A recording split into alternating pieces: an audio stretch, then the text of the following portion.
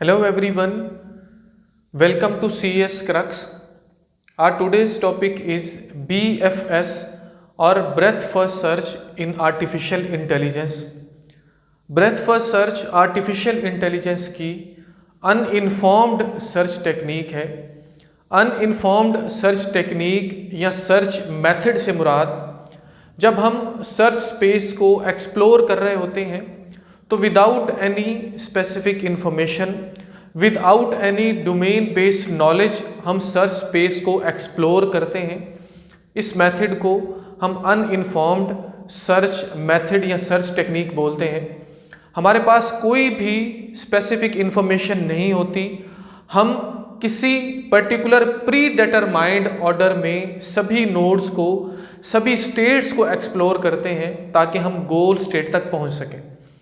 Uninformed और informed search basically क्या है, ये दोनों स्ट्रेटजीज मैंने प्रीवियस वीडियो में बड़ी डिटेल में विद एग्जांपल्स कवर की हुई हैं।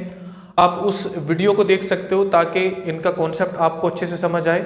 उसके साथ साथ मैंने उस वीडियो का लिंक डिस्क्रिप्शन में दिया हुआ है, आप वहाँ से भी इस कॉन्सेप्ट को समझ सकते हो।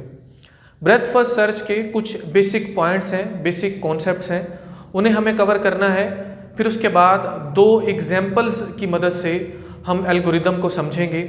सबसे पहली चीज़ आपने ये याद रखनी है कि ब्रेथ फर्स्ट सर्च में किसी भी एक लेवल पर, या जिसको हम डेप्थ बोल सकते हैं, वहाँ पर मौजूद सभी नोड्स को एक्सप्लोर किया जाता है, फिर मूव किया जाता है टू द नेक्स्ट लेवल। जब हम नेक्स्ट लेवल पर पहुँच जाते हैं, वहाँ पर मौजूद सभी नोड्स को एक्सप्लोर किया जाता है, फिर मूव किया जाता है टू द नेक्स्ट लेवल। जैसा कि आपको यहाँ पर एक ट्री नज़र आ रहा है, यहाँ पर इस ट्री के बेसिकली 4 लेवल्स हैं, लेवल 0, लेवल 1, लेवल 2 और लेवल 3। लेवल 1 को पहले एक्सप्लोर किया जाएगा, मींस लेवल 1 पर जितनी भी नोड्स हैं उसके बाद मूव किया जाएगा लेवल नेक्स्ट पर, जो भी उसका नेक्स्ट लेवल है। ये लेवल 0 है, ये लेवल 1 है। अब लेवल 1 पर मौजूद जितनी भी नोड्स हैं उन सभी नोड्स को एक्सप्लोर करना है, फिर उसके बाद हमको मूव करना है टू द नेक्स्ट लेवल। इस लेवल पर जब हम आ गए तो इस लेवल पर मौजूद सभी नोड्स को एक्सप्लोर किया जाएगा, फिर मूव किया जाएगा टू द नेक्स्ट लेवल। और हम ब्रेथ फर्स्ट सर्च में डाटा स्ट्रक्चर यूज़ करते हैं क्यू। बेसिकली यहाँ पर फर्स्ट इन फर्स्ट आउट का कॉन्सेप्ट है, थोड़ा सा इस कहानी को आपने समझना है। क्यू में बेसिकली होता कुछ यूँ है कि वो एलिमेंट जो पहले इंटर होता है, जो पहले इन होता है, वो पहले आउट होता है। और क्यू में फॉर एग्जांपल ये है मेरे पास क्यू, इसको हम अगर क्यू कंसीडर करें तो अगर कोई एक एलिमेंट हमको इसमें इंसर्ट करना है तो वो हमेशा इसकी टेल वाली साइड से जो है वो इंसर्ट किया जाएगा। ठीक हो गया। फॉर एग्जांपल ये एक एलिमेंट ए है, जब इस एलिमेंट को हमने निकाला, जब इसको आउट किया तो ये कहाँ से होगा, ये हेड वाली साइड से आउट होगा। आपने मोस्टली जब आप बैंक्स में जाते हो तो वहाँ पर मोस्टली क्यू होती है, क्यू बोला जाता है कितार को। ऐसा होता है कि जो भी बंदा नया आता है वो कितार के बिल्कुल टेल में जो है वो इंसर्ट होता है या वहाँ पर खड़ा हो जाता है, और जो भी बंदा अपना काम करवाता है वो हेड, मतलब जो अगली साइड है कितार की, वहाँ से वो आउट होता है। कुछ इस तरह से फर्स्ट इन फर्स्ट आउट के वे में सारा का सारा काम चल रहा होता है। तो यहाँ पर भी हमने क्यू को ही जो है वो यूज़ करना है फॉर द इम्प्लीमेंटेशन। दोबारा से बता रहा हूँ, जब भी हमने कोई एलिमेंट इंसर्ट करना है तो उसको हम इंसर्ट करते हैं टेल से, और जब भी हमने किसी एलिमेंट को आउट करना है तो उसको हम हेड से आउट करते हैं। कुछ इस तरह से फर्स्ट इन फर्स्ट आउट वाला जो पूरे का पूरा जो सर्कल है, जो कहानी है, वो चलती है। तो यहाँ पर मैंने एक ट्री बनाया हुआ है। इस ट्री को बेसिकली इसके एल्गोरिदम को हम समझने जा रहे हैं, लेकिन थोड़ा सा कॉन्सेप्ट आपको पहले समझना है। सबसे पहले हम क्यू में इंटर करेंगे जो हमारा रूट नोड है। ये क्या है, ये रूट नोड है। जब हम इसको आउट करेंगे तो हमने इस नोड के, जो भी नोड जिसको हम आउट कर रहे हैं, उसके चिल्ड्रंस को ऐड करना है। अब इसके चिल्ड्रन कौन से हैं, बी और सी। नेक्स्ट टाइम फॉर एग्जांपल मैं बी को जो है वो आउट करता हूं तो इस बी के जो चिल्ड्रन होंगे हमने उनको ऐड करना है। तो यहाँ तक शायद आपको थोड़ी सी बात मुश्किल लग रही होगी, लेकिन जब हम इसको अभी सॉल्व करेंगे प्रैक्टिकली तो ये बहुत आसानी से आपको पूरी कहानी समझ आ जाएगी। उसके बाद हम एक और एग्जाम्पल परफॉर्म करेंगे ताकि अच्छे से पूरे कॉन्सेप्ट को आप समझ पाएँ। तो हम क्या करते हैं जी, यहाँ से इसको समझते हैं। तो सबसे पहले हमने क्या किया, हमने जो पहला जो रूट नोड है उसके एलिमेंट को हमने क्यू में इंटर किया। ठीक है जी, हम बेसिकली क्या कर रहे हैं, हम अपनी गोल स्टेट को फाइंड आउट कर रहे हैं। वो गोल स्टेट कोई भी हो सकती है, लेकिन हमने इस पूरे एल्गोरिदम में, इस एग्जाम्पल में जिसको हम यहाँ पर अभी के लिए सॉल्व कर रहे हैं, हमने सभी नोड्स को ट्रैवर्स करना है। तो फिलहाल के लिए आपने गोल स्टेट या गोल नोड का अपने जहन में नहीं रखना आइडिया। हम क्या करने जा रहे हैं, हम इसकी पूरी वर्किंग को समझने जा रहे हैं कि एल्गोरिदम काम कैसे करता है। तो उसके लिए हम सभी नोड्स तक जाएंगे, एंड तक हम इसको ट्रैवर्स करेंगे। तो सबसे पहले हमने क्या किया, हमने जो हमारे पास रूट नोड वाला एलिमेंट था उसको हमने क्यू में डाला। बेसिकली ये क्यू ही है। जैसे ही हमने इसको आउट किया तो हमने इसके जो चाइल्ड्स हैं उनको ऐड करना है। तो इसके चाइल्ड्स कौन से हैं, बी और सी। तो इसके चाइल्ड हमारे पास आ गए बी और सी। अब हम क्या करते हैं, हमने बी को क्या करना है जी, इसको आउट करना है क्यू से। जैसे ही मैंने बी को क्यू से आउट किया तो बी के चाइल्ड कौन से हैं, डी और ई। डी और ई को हमने इंसर्ट करना है, लेकिन किस साइड पर, टेल पर। ठीक है, इसको आपने याद रखना है। तो सी एज इट इज आ गया। बी के कौन से हैं जी, दो चाइल्ड डी और ई। इसको हम क्या करते हैं जी, बिल्कुल एंड पर कुछ इस तरह से जो है वो इंसर्ट करते जाएंगे। सिंपल सी कहानी। अब के बाद हमको सी को आउट करना है। सी को हमने आउट किया। जैसे ही सी को आउट किया, हमने उसका जो चाइल्ड है उसको इंसर्ट करना है फ्रॉम द टेल साइड। तो डी और ई एज इट इज वैसे के वैसे हो गए, और सी का चाइल्ड कौन सा था, वो था एफ। उसको मैंने यहां पर लिख लिया। आसान सी बात है, कोई ऐसा मसला नहीं है। अब हम डी को आउट करेंगे। तो डी को जैसे मैं आउट करता हूं, डी का चाइल्ड क्या है, डी का चाइल्ड है जी, जिसको हमने एट द एंड लिख देना है ई एफ वैसे के वैसे, और हमने टेल वाली साइड पर डी का जो चाइल्ड है उसको ऐड कर दिया। अब हमने ई को आउट करना है। ई को हमने आउट कर दिया, लेकिन ई का कोई भी चाइल्ड नहीं है, तो कोई मसला नहीं है। अब हम क्या करते हैं जी, एफ और जी को एज इट इज वैसे का वैसे लिख देते हैं।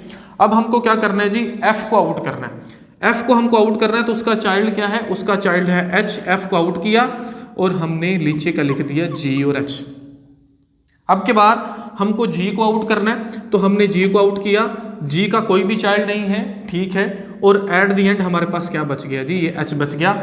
हमने कुछ इस तरह से, ये देखिए वो जो कहानी मैंने आपको बताई, पहला जो नोड था हमारे पास, हमने पहले नोड मतलब ये जो फर्स्ट लेवल है, इस लेवल के सभी जो नोड्स हैं उनको एक्सप्लोर किया कुछ इस तरह से, बी सी, और फिर हम यहाँ पर आए डी ई एफ, फिर हम यहाँ पर आए जी और एच।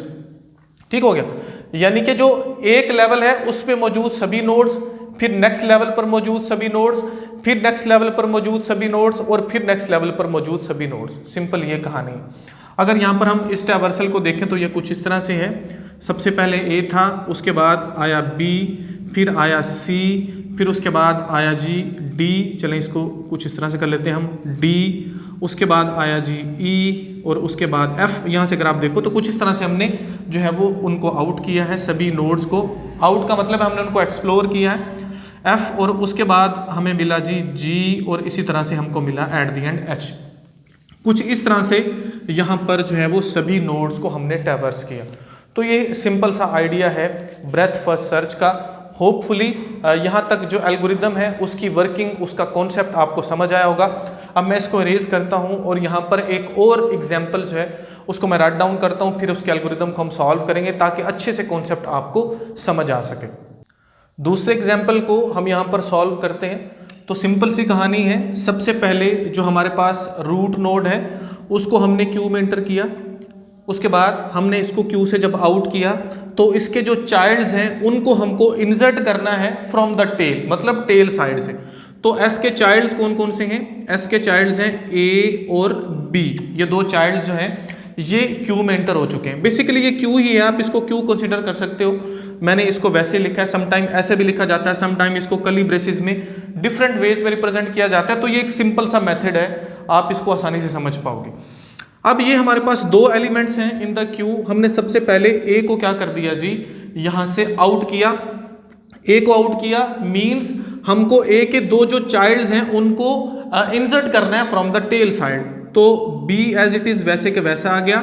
और ए के कौन कौन से चाइल्ड्स हैं, ए का चाइल्ड है सी और डी, ठीक हो गया। अब के बाद हमने बी को आउट किया, C D as it is आ गया, और बी के चाइल्ड कौन कौन से हैं, जी और एच। अब हमने क्या किया, हमने सी को आउट किया, सी को आउट कर दिया, तो सी के चाइल्ड कौन कौन से हैं, सी के चाइल्ड हैं डी जी एच, तो सेम टू सेम आएगा। ई और एफ जो हैं वो उसके चाइल्ड हैं। अब के बाद हमने डी को आउट किया, तो डी का कोई भी चाइल्ड नहीं है, कोई मसला नहीं है, इसको एज इट इज़ वैसे ही रहने दीजिए। अगर आपको दोबारा लिखना है तो कोई मसला नहीं है। अब के बाद नेक्स्ट टाइम जो है हमको जी को आउट करना है, तो हमने क्या किया, जी को आउट किया, मैं यहीं पर लिख देता हूँ इसको आउट करके, H E F as it is रहेगा।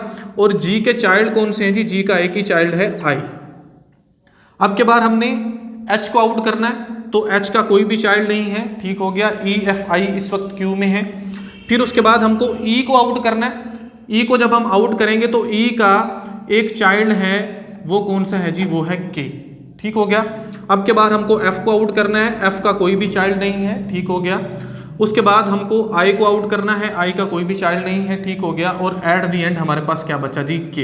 ये लास्ट हम जो है कुछ इस तरह से ट्रैवर्स करते हुए कुछ इस तरह से हम पहुँचे, यहाँ से ऐसे, यहाँ से ऐसे, मैं चले यहाँ पर नोट कर लेता हूँ, यहाँ से कुछ इस तरह से ऐसे, फिर यहाँ से ऐसे, और ये देखिए लेवल बाय लेवल। सबसे पहला जो लेवल था उसके नोड को हमने एक्सप्लोर किया, नेक्स्ट लेवल के सभी नोड्स को एक्सप्लोर किया, नेक्स्ट लेवल के सभी नोड को एक्सप्लोर किया, कुछ इस तरह से। अगर इसकी ट्रैवर्सिंग को हम देखें तो यहाँ से भी आप उसको देख सकते हो वहाँ से भी देख सकते हो, एस ए बी और सी डी, ये स्पेस ना होने की वजह से मैं ऐसे बना रहा हूँ, जी, और इसी तरह से एच, और इसी तरह से आगे हमारे पास था ई, फिर इसी तरह से एफ सॉरी एफ आई और के। ये कुछ इस तरह से जो है ट्रैवर्सिंग हुई सारी की सारी। अब यहाँ पर हम समझ रहे हैं बेसिकली कि किस तरह से जो ब्रेथ फर्स्ट सर्च है वो काम करता है। फॉर एग्जाम्पल अगर ऐसा है कि हमको जी को फाइंड आउट करना था, तो जी को अगर आप देखो तो कहाँ पर हमको मिला जी हमको यहाँ पर मिला, ये देखिए जी, ठीक है जी। तो जी से ऑटोमेटिकली हमको जब जी मिला तो हमने उसके पेरेंट को ढूंढना है। तो जी का पेरेंट कौन सा है, जी का पेरेंट है बी, और बी का पेरेंट कौन सा है, एस। तो सिंपल हमारे पास कुछ इस तरह से जो है जी बी एस, ये हम इस तरह से जो है वो एक हमको पता चल गया, हमको पाथ पता चल गया कि गोल तक हम जो है वो बी और एस से, सॉरी एस और बी से होते हुए कहाँ तक पहुँचते हैं, वो जी तक पहुँचते हैं। कुछ इस तरह से हमको एक्सप्लोर करना होता है। लेकिन बेसिकली ये बेसिक आइडिया है ब्रेथ फर्स्ट सर्च का। होपफुली आपको ये समझ आया होगा। अब जितनी भी सर्च स्ट्रेटजीज होती हैं, जितने भी सर्च एल्गोरिदम्स हैं, उनके कुछ एडवांटेजेस होते हैं, कुछ नुकसानात होते हैं। तो इसका जो सबसे पहला एडवांटेज है वो है कंप्लीटनेस, ठीक है। कंप्लीटनेस का मतलब ये है अगर सॉल्यूशन मौजूद है प्रॉब्लम का तो ये हर हाल में सॉल्यूशन को लाजमी फाइंड आउट करेगा। बहुत सारे ऐसे एल्गोरिदम्स होते हैं जिसमें ऐसा हो रहा होता है कि सॉल्यूशन तो मौजूद होता है प्रॉब्लम का, लेकिन हम सॉल्यूशन तक पहुंच ही नहीं पा रहे होते। जो बीएफएस है ये इस बात की गारंटी करता है कि अगर जो भी प्रॉब्लम है, जो गिवन प्रॉब्लम है, उसमें कोई गोल स्टेट मौजूद है, अगर उसका सॉल्यूशन मौजूद है तो ये 100% जो है उस सॉल्यूशन को फाइंड आउट करेगा। तो ऑटोमेटिकली फाइंड आउट होगा भी सही, क्योंकि यहाँ पर अगर आप देखो तो 1 by 1 वो हर जगह पर जा रहा है, हर नोड तक जा रहा है। इसका डिसएडवांटेज जो है वो ये है, इसके लिए ज़्यादा मेमोरी की ज़रूरत है, क्योंकि यहाँ पर अगर आप देखो तो ट्री आगे से आगे हमारे पास n नंबर ऑफ नोड्स भी हो सकते हैं। तो ये क्या होता जा रहा है, ये एक्सपैंड होता जा रहा है। मेमोरी की ज़्यादा ज़रूरत है, इसमें जो टाइम है वो ज़्यादा लगता है। फॉर एग्जाम्पल वो टाइम किस सूरत में ज़्यादा लगेगा, वो लगेगा अगर रूट नोड से हमारा जो गोल नोड है, जो गोल स्टेट है, वो जितना दूर होगा, जितना ज़्यादा वो दूर होता जाएगा। फॉर एग्जाम्पल अगर ये हमारा गोल नोड है तो यहाँ तक पहुँचने के लिए सभी लेवल में मौजूद सभी नोड्स को उसने जो है वो पहले एक्सप्लोर किया और फिर वो यहाँ तक पहुँचा। तो ऑटोमेटिकली टाइम जो है वो यहाँ पर ज़्यादा लगता है। और एट द एंड जो बहुत इंपॉर्टेंट चीज़ है वो है स्पेस एंड टाइम कम्प्लेक्सिटी। अगर हम कम्प्लेक्सिटी की बात करें तो जो BFS है आर्टिफिशियल इंटेलिजेंस में, इसकी कंप्लेक्सिटी होती है ऑर्डर ऑफ B की पावर D। ठीक है जी, इसको आपने याद रखना है। यहाँ पर जो B है ये है बेसिकली ब्रांच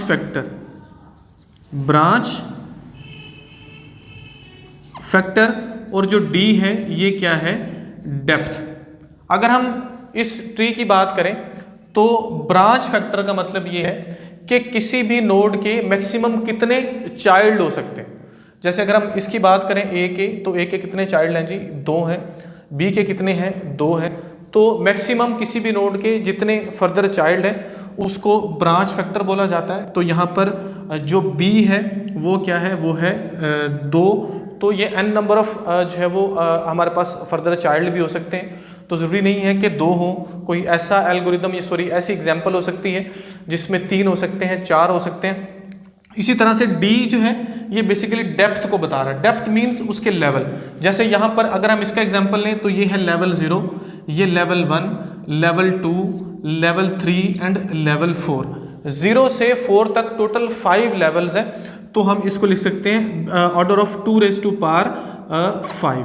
ठीक है, 2⁵5, क्योंकि 0 से 4 तक 5 बन रहा है। तो यहाँ तक आपका जो कॉन्सेप्ट है वो होपफुली क्लियर हुआ होगा।